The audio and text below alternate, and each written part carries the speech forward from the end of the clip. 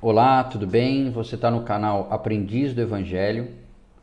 Meu nome é Messias e eu queria dar uma pequena explicação para vocês. O nosso canal antes se chamava Reflexões Espíritas Oficial, mas por uma questão de já ter um canal com esse nome, por uma questão de direitos, a gente teve que trocar o nome do canal, tá? Então vocês, quando forem procurar o nosso canal ou indicar para alguém o nosso canal, vocês indicam como www.youtube.com/aprendiz do Evangelho.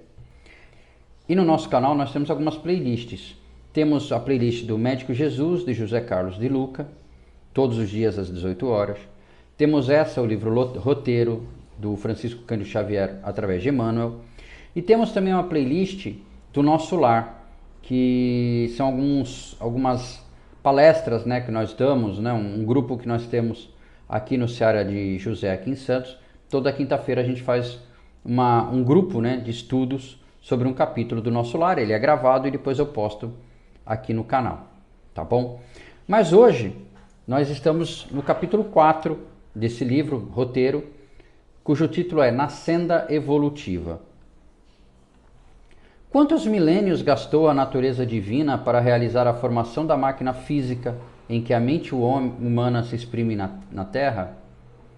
O corpo é para o homem santuário real de manifestação, obra-prima do trabalho seletivo de todos os reinos em que a vida planetária se subdivide. Quanto tempo despenderá, desse modo, a sabedoria celeste na estruturação do organismo da alma? Da sensação à irritabilidade, da irritabilidade ao instinto, do instinto à inteligência e da inteligência ao discernimento. Século e séculos correram incessantes. A evolução é fruto do tempo infinito. A morte, da forma somática, não modifica de imediato o espírito que lhe usufrui a colaboração. Berço e túmulo são simples marcos de uma condição para outra. Assim é que, para as consciências primárias, a desencarnação é como se fora a entrada em certo período de hibernação. Aves sem asas não se elevam à altura. Aguardam o momento de novo regresso ao ninho carnal para a obtenção de recursos que as habilitem para grandes voos.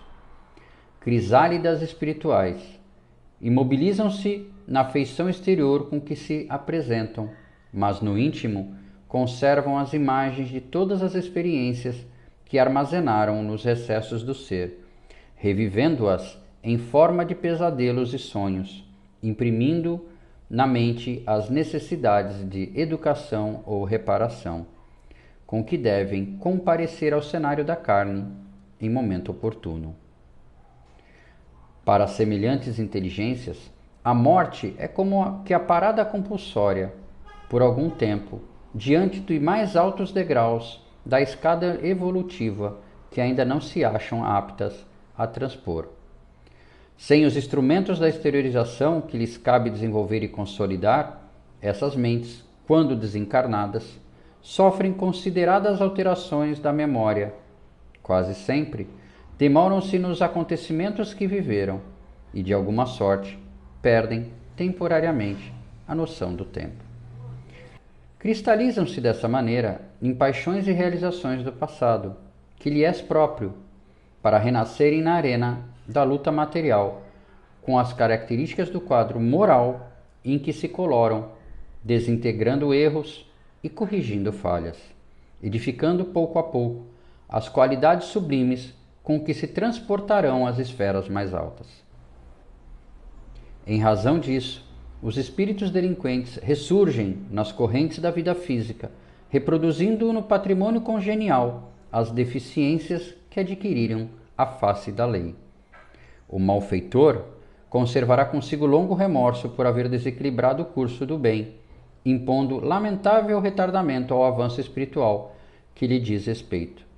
E com essa perturbação, represará na própria alma grande número de imagens que na zona mental dele mesmo se digladiarão mutuamente, inibindo por tempo indeterminável o acesso de elementos renovadores ao campo do seu próprio ser. Purificado o vaso íntimo do sentimento, renascerá na paisagem das formas com o defeito adquirido, através do longo convívio com o desespero, com o arrependimento ou com a desilusão, reajustando o corpo perispíritico por intermédio de laborioso esforço regenerativo na esfera carnal. Os aleijões de nascença e as moléstias indefiníveis constituem transitórios resultados dos prejuízos que, individualmente, causamos à corrente harmoniosa da evolução. De átomo a átomo, organizam-se os corpos astronômicos dos mundos, e de pequenina experiência em pequenina experiência, infinitamente repetidas, alargam-se-nos o poder da mente e subliminam-se as manifestações da alma, que, no escoar das eras imensuráveis, cresce no conhecimento e aprimora-se na virtude. Estruturando pacientemente, no seio do espaço e do tempo, o veículo glorioso com que escalaremos um dia os impérios deslumbrantes da beleza imortal.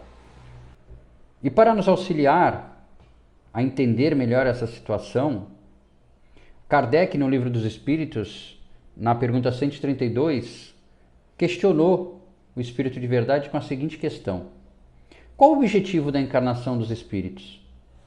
E olha a resposta.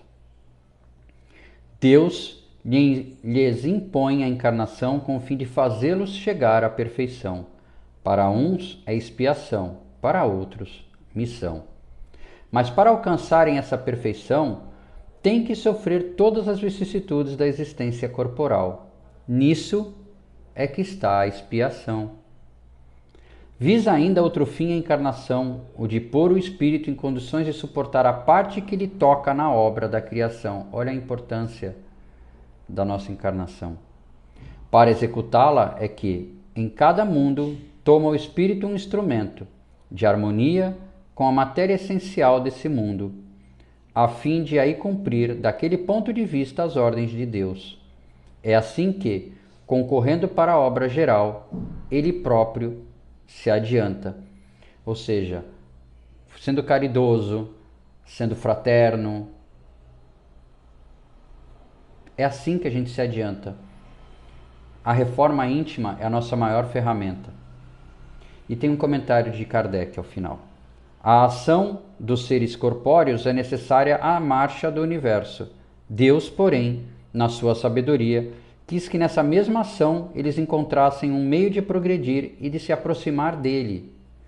De se aproximar dele, não ser ele. Deste modo, por uma admirável lei da providência, tudo se encadeia, tudo é solidário na natureza. Ou seja, tudo ao redor é ferramenta para a nossa evolução. Saibamos nós utilizarmos ela da melhor forma possível. Muito obrigado a todos pela paciência e até domingo que vem com o capítulo 5 do livro Roteiro. Um abraço a todos e fiquem com Deus.